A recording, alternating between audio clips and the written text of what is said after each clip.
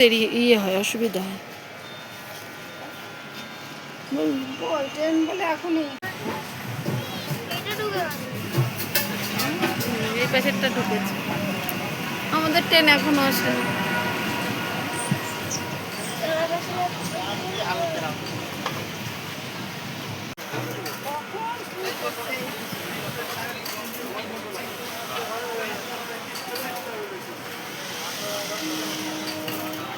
ব্রিজে উঠে গেছি, পা ব্যথা হয়ে যাচ্ছে। এবার হেঁটে হেঁটে বড়মার মন্দিরে যাই। হাই কর।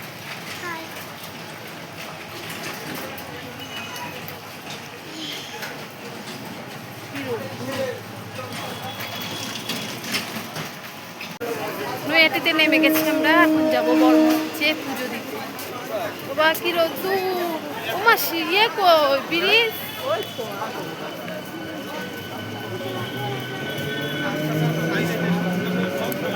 চলো যাওয়া যাবে। 50 টাকা ডালা হবে, দুটো করে পদ্মা কন্দ দিয়ে।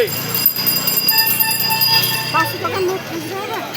হ্যাঁ ভैया 30 টাকা কেটে নিতে জানো কাছে যান। আমরা চলে এসেছি গঙ্গার ঘাটে। ভাই এখন স্নান করবে, স্নান করে ডন্ডি কাটবে। আর এখন আর ভিডিও করে তোমাকে দেখাতে পারবো না, কেন আমার জলের ছিটা দিতে হবে তো ভাইকে। যদি ছেলেকে পারি তাহলে ছেলেকে দিয়ে একটু ভিডিও করবো, ব্যাক ক্যামেরা করে দেখ নাম।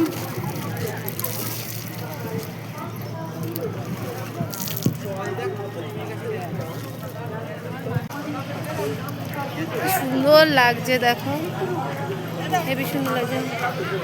কি করবো, এই যে ভাই ডন্ডি কাটবে। হ্যাঁ চলো ও নামু।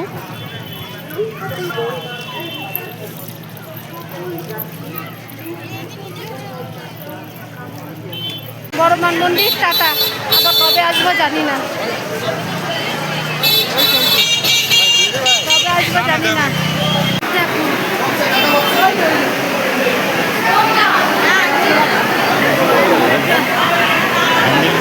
চলো পুজো দেওয়া হয়ে গেল, ছিল এই যে ভাই, এবার যাওয়া যাবে।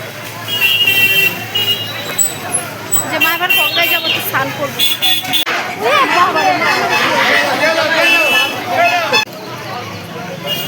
এটিকা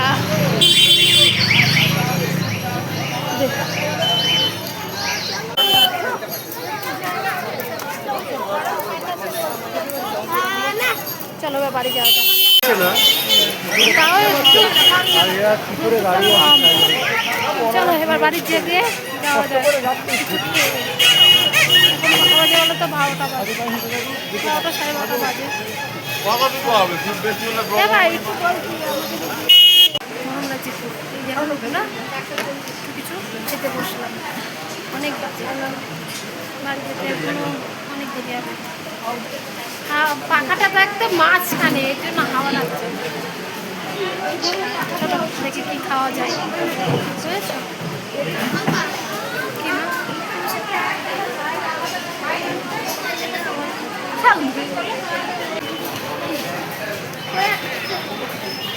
কোনো রকম খাওয়া দাওয়া করে পিছনে চলে এসেছি ট্রেন করে, এখন বাড়ি যাবো। চলো ফোন আসছে, এবার তো বাবা ফোন করছে, চলো ফোনটা ধরে নি, রিসিভ করে নি। হাঁপিয়ে গেছি, খুব ক্লান্ত লাগছে। বলছি কি মদনপুর নাম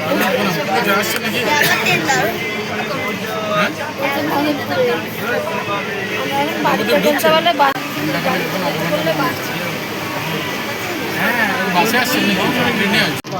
টোটোয় উঠে বাড়ি, টোটোয় উঠে বাড়ি।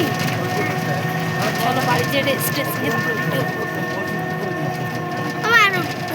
দেখো টোটো পুরো ঠিক রয়েছে, আমাদেরটা উঠে গেছে। কপালে আমার বউয়ের ছোট্ট কাকার টোটোটা এখন আছে, চলো বাড়ি যাবো।